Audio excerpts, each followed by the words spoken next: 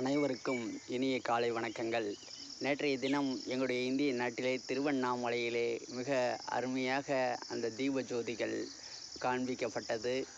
அந்த குழந்தை செல்வங்களிலிருந்து எல்லோருமே நல்ல சிறப்பாக அந்த தரிசனம் செய்தார்கள்.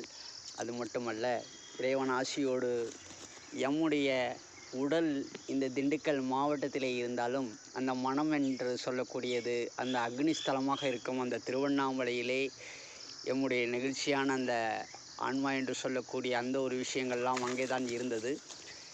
எனக்கு நேற்று என்னுடைய மெடிடேஷன் ப்ரேயர்லேயே 4 தவக்கருடன் வந்தார்கள். அது மட்டுமல்ல, அதை நிறைவு செய்து எனக்கு மொத்தம் நேற்று 8 கருடன் மொத்தம் காட்சி கொடுத்திருக்கிறார்கள்.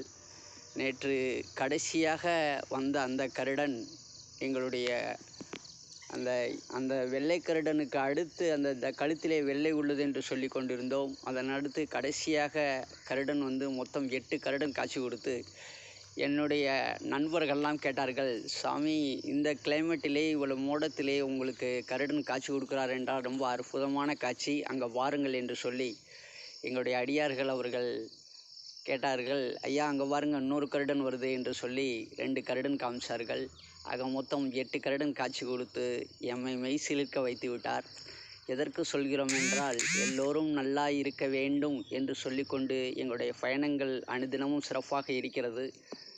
இன்றைய நாள் இனிய நாளாக அமைய வாழ்த்துக்கள். நாடுகள் ஒற்றுமையாக இருக்க வேண்டும். தாய்மண்ணே வணக்கம். ஜெய்ஹிந்த்.